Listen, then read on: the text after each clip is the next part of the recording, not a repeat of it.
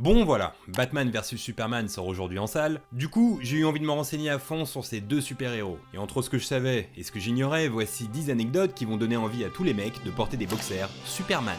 Et je tiens à m'en excuser d'avance auprès de la jante féminine. Superman! En 1978 sort le premier Superman avec Christopher Reeves, sauf que ce dernier dut batailler jusqu'au dernier moment pour obtenir le rôle. En effet, il faillit se le faire piquer par Thierry Lhermitte. Le français passa à plusieurs auditions avant de perdre sur le fil. Ah là là, quel dommage. Qu'est-ce qui m'arrive? Qu'est-ce que je fais?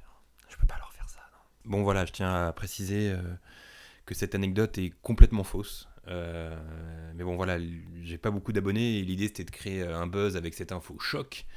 Mais je viens de réaliser que tout le monde allait s'en battre les couilles, donc voilà, je tiens à m'excuser auprès des fans de Thierry Lhermitte, à qui j'ai donné un faux espoir, et on enchaîne avec 9 autres anecdotes qui, elles, sont vraies par contre.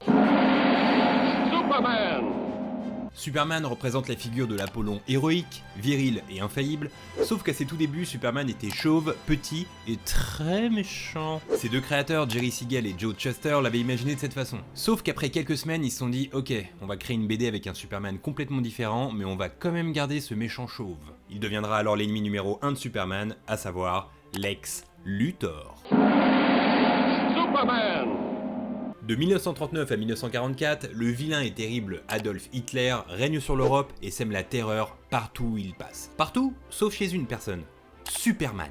Durant la Seconde Guerre mondiale, ses aventures sont centrées sur son combat contre l'Allemagne nazie. On pouvait le voir régulièrement botter le cul des SS, et en particulier celui d'Adolf Hitler. D'ailleurs, lorsqu'il prit connaissance de ses dessins, le Führer fut pris d'une colère extrême. Tu sais, quand il gesticule de partout avec sa veine là sur le front.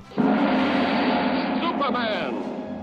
De tous les Superman, George Reeves est sûrement celui qui l'a le mieux incarné. Mais être Superman comporte des risques. En 1950, alors en représentation à Détroit devant une foule de fans, un enfant s'approche de lui avec un pistolet chargé et lui demande s'il peut lui tirer dessus. C'est bien connu que les balles n'ont aucun effet sur Superman. Sauf que là c'est la vraie vie, et George Reeves comprend instantanément la dangerosité de la situation. Alors avec un calme digne d'un super-héros, il s'approche doucement de l'enfant en lui invoquant une raison qui fait mouche. Écoute petit, si tu me tires dessus, la balle risque de ricocher sur moi et de blesser quelqu'un dans la foule. Et c'est pas ce que tu veux, hein. Alors donne-moi ce revolver. Et le petit s'exécuta. Moi franchement perso, j'aurais été en panique et j'aurais couru dans tous les sens avec ma cape. Superman! Bon, tout le monde connaît Superman, mais peu savent qu'il possède un gros toutou. Et pas n'importe quel toutou, un super toutou. Bon, vous l'aurez compris, j'adore dire le mot toutou. Krypto est un chien venant de la planète Krypton. Il est envoyé par le père de Superman pour tenir compagnie à son fils. Il possède les mêmes pouvoirs que son maître, avec un avantage en plus, celui d'avoir des sens encore plus développés que les autres canidés. Vous voyez, je viens de dire canidés et tout de suite ça casse l'ambiance. Ok, on passe à Batman et on découvre ensemble que sa première idée de costume était vraiment dégueulasse. Genre, je vois trop l'adaptation cinématographique s'il était resté comme ça. Ce serait avec Dawson dans le rôle titre, avec un budget dégueu, et le film passerait seulement dans les salles UGC avec les petits écrans. Et Batman ferait trop partie de la bande des losers, en compagnie d'Aquaman et du Hawk. De Hawk. Je sais même pas comment faut l'appeler. Donc en gros, merci Bob Kane d'avoir rectifié le tir. Beaucoup pensent que le premier Batman est celui de Tim Burton sorti en 1989, mais ils se trompent. Le tout premier Batman fut produit et réalisé par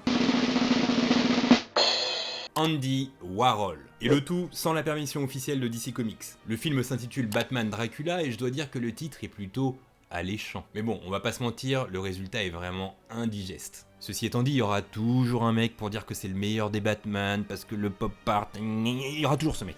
Un mec très énervant en général. On connaît tous ce pote un peu relou qui s'incruste aux soirées et à qui on n'ose pas dire non parce que bon, il est gentil. Et bien ce mec c'est Robin, et DC Comics commençait un peu à en avoir marre de le voir toujours dans les pattes de Batman. Alors en 1988, ils organisèrent un vote auprès des lecteurs avec une question simple et expéditive. Souhaitez-vous que Robin meure dans la prochaine BD? Une délicatesse que n'ont vraiment pas les scénaristes de Game of Thrones. Bref, après un résultat serré, les fans votèrent oui, on veut sa mort. Ah, si seulement on vivait dans un pays libre, nous permettant de voter pour l'arrêt de Plus belle la vie. Quand je te dis Turquie, tu penses tout de suite au kebab, à Tekken 2 et à Galatasaray. Sauf que ce beau pays présente la singularité d'avoir une ville nommée Batman. Et ouais, au lieu d'aller à Istanbul comme tout le monde, t'aurais pu faire preuve d'originalité en allant à Batman. Bon, ceci étant dit, j'ai l'impression qu'il y a vraiment rien à faire là-bas. Tellement que le maire de la ville s'emmerde au point de faire un procès en 2009 à la Warner Bros et à Christopher Nolan pour avoir utilisé le mot Batman dans leur film. Ok, dois-je préciser qui a gagné le procès et qui l'a perdu? Donc si le maire de cette ville regarde la vidéo, j'ai un petit message pour lui. Batman, Batman, Batman, Batman, Batman, Batman. Bon, les gens gardent comme souvenir de lui sa prestation un peu naze en tant que Daredevil, sauf que Ben Affleck présente l'exploit d'avoir joué au cinéma et Batman et Superman. Il interpréta partiellement ce dernier dans le film Hollywoodland. Et pour ce qui est de l'homme chauve-souris, vous aurez tout le loisir d'apprécier son interprétation qui sera, j'en suis sûr, très bonne, dans Batman vs Superman, donc. Ok, cool, si t'as aimé cette vidéo, n'hésite pas à mettre un pouce bleu, à la partager, à commenter et à t'abonner à la chaîne YouTube. En gros, faudrait que tu prennes un jour off. Tu peux aussi me suivre sur Facebook, sur Twitter et dans la rue si tu préfères le réel. On se retrouve la semaine prochaine pour un Tabs spécial Donald Trump, car oui, désormais il y aura un Tabs tous les mercredis à 18h. Pour patienter, tu peux regarder les 10 derniers épisodes. Bye.